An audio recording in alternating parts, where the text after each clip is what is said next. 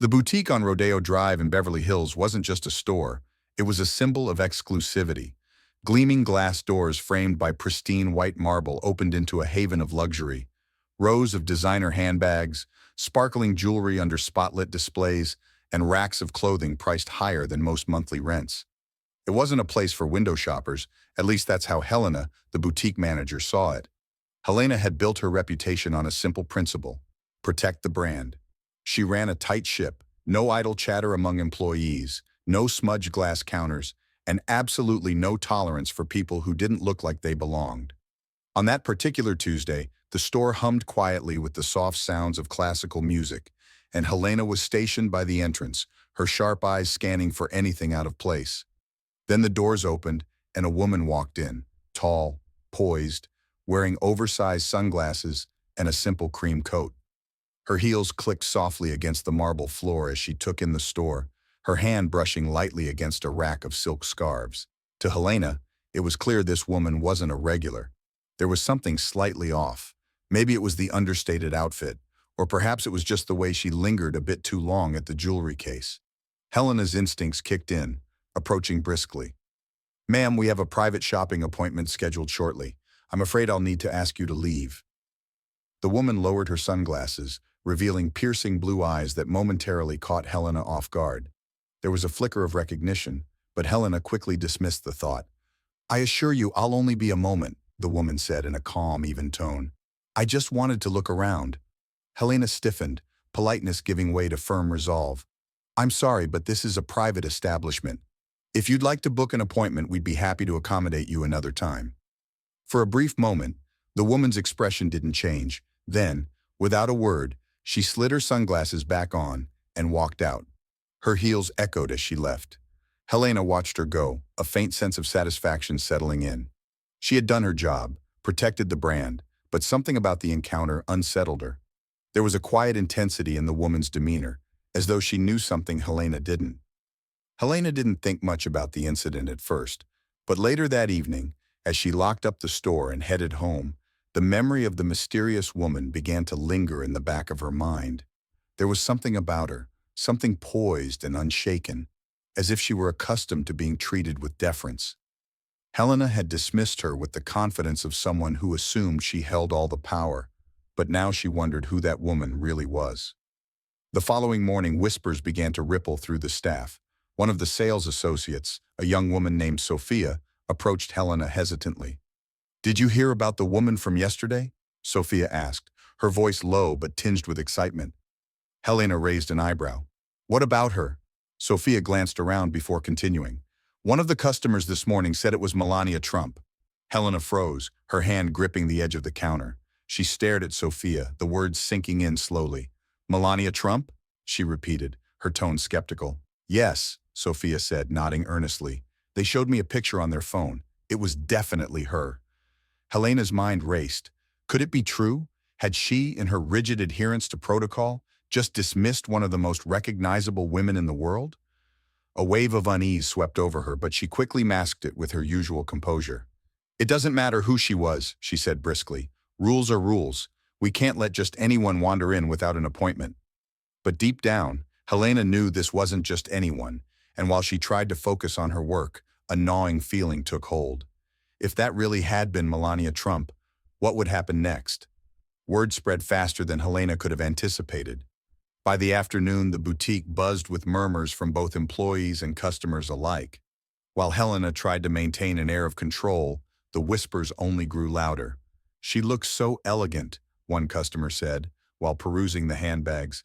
"I can't believe someone would treat her like that." "I heard she walked out without saying a word," chimed another.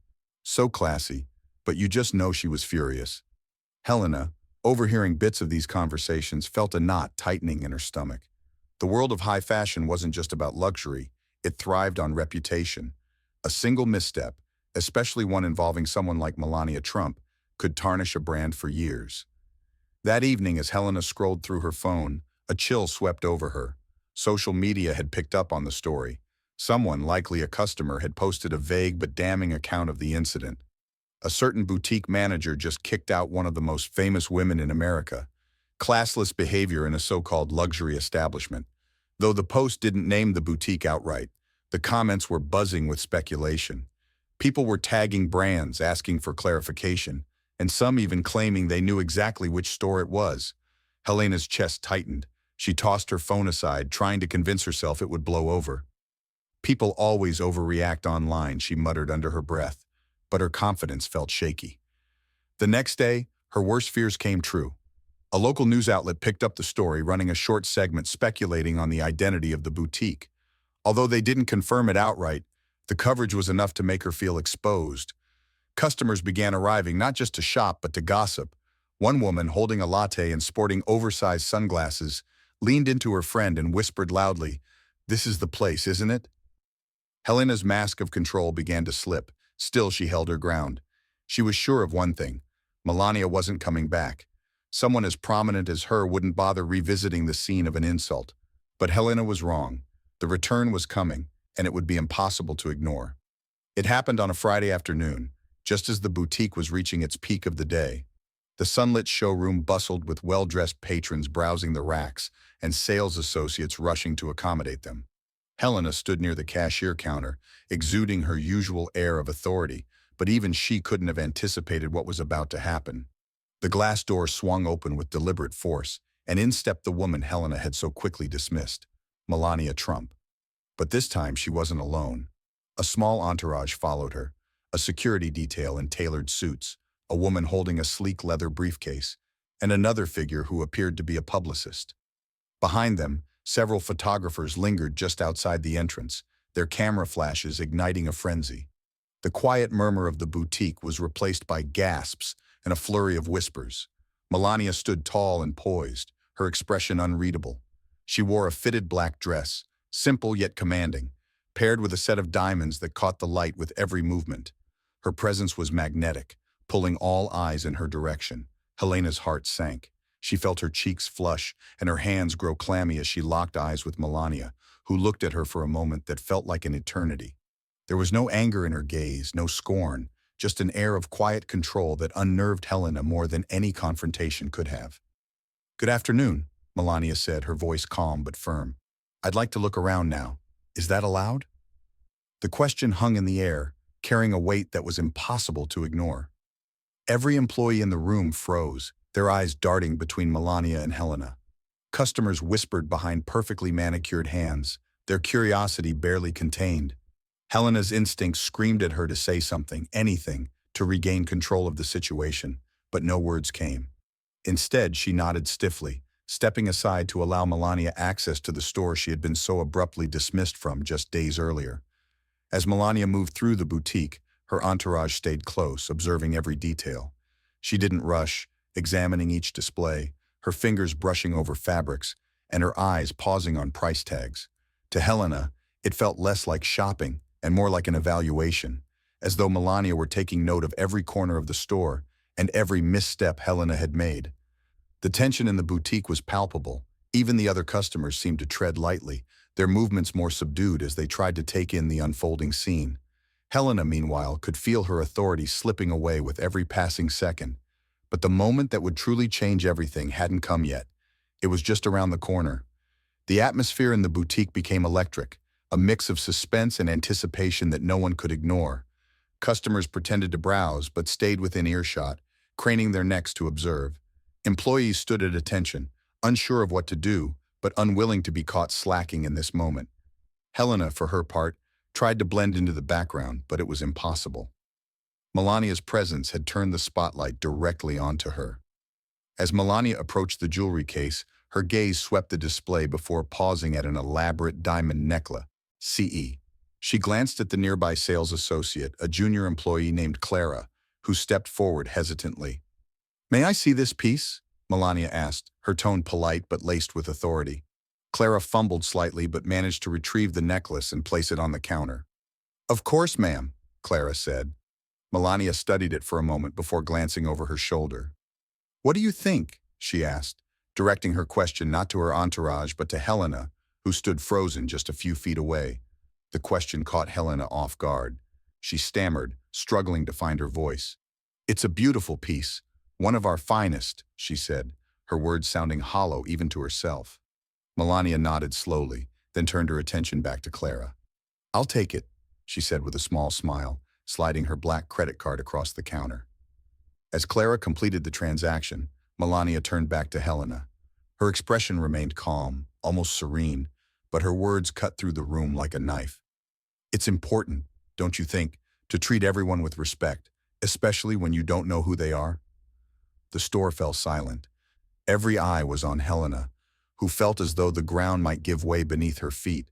She struggled to form a response, but Melania didn't wait for one. Instead, she gestured to her publicist, who handed her a small envelope.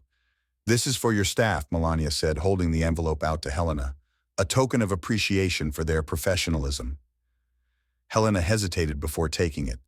The envelope was heavier than she expected, and when she opened it later, she would discover it contained a check for an astonishing amount, meant to be divided among the employees. It was a gesture of generosity that contrasted starkly with the quiet reprimand she had just received.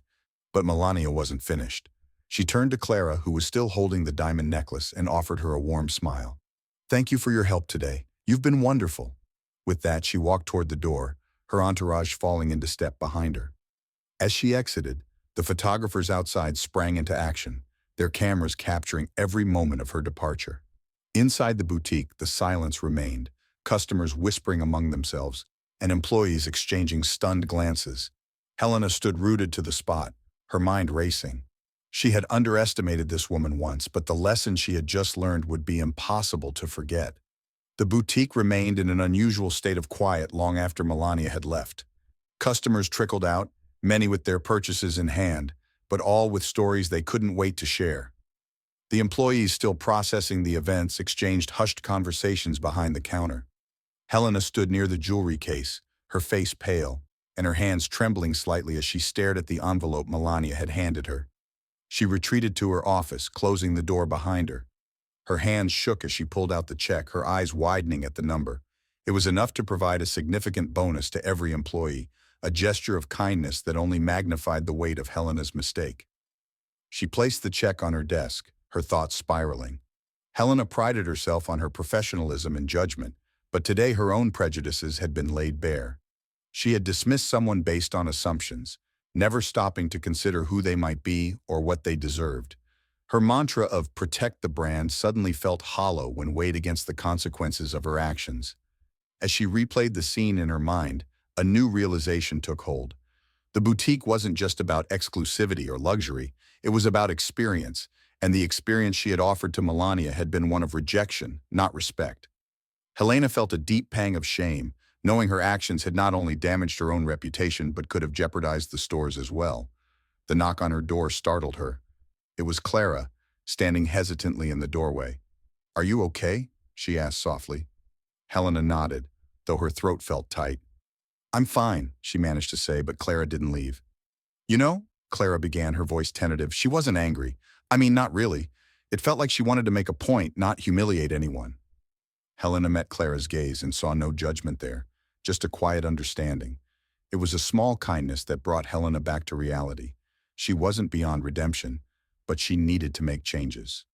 The following morning, Helena arrived at the boutique earlier than usual. The air was crisp, and the sun had just begun to bathe the streets in a golden glow. She took a deep breath before unlocking the doors, determined to face the day with a renewed sense of purpose. Her first order of business was gathering the staff for a meeting. The employees filed in, exchanging curious glances as they settled into the small lounge area. Clara, Sophia, and the others watched Helena closely, sensing something different in her demeanor. "I owe all of you an apology," Helena began, her voice steady but laced with emotion. "Yesterday I let my assumptions cloud my judgment. I treated someone unfairly, and in doing so, I also let all of you down.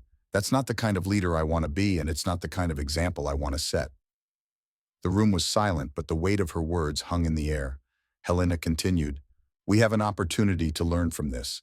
Respect and kindness shouldn't depend on who someone is or who we think they are. That's a lesson I needed to relearn, and I hope we can all carry it forward." She placed the envelope Melania had given her on the table. "This check is for all of you. It's a testament to how well you handled yesterday, despite my shortcomings. You deserve this." A ripple of surprise and gratitude moved through the room. Clara, who had been the most directly involved, spoke up. "Thank you, Helena. I think we all learned something yesterday. Helena nodded, feeling a sense of relief. She wasn't perfect, far from it, but she was taking steps to make amends. The boutique wasn't just a store, it was a reflection of the people who worked there, and from that day forward, Helena vowed to ensure it reflected the values of respect, inclusivity, and grace. As the employees returned to their duties, the boutique began to fill with customers. Helena observed them with a fresh perspective, no longer seeing them as mere visitors, but as individuals with stories, worth, and dignity. Every interaction became an opportunity to demonstrate the lessons she had learned. In the days that followed, news of Melania's visit faded from the headlines, replaced by new stories, but for Helena and her staff, the impact lingered. The encounter had been a turning point, a reminder of the importance of humility and the power of second chances. And in a world often quick to judge, they had learned the value of choosing kindness instead.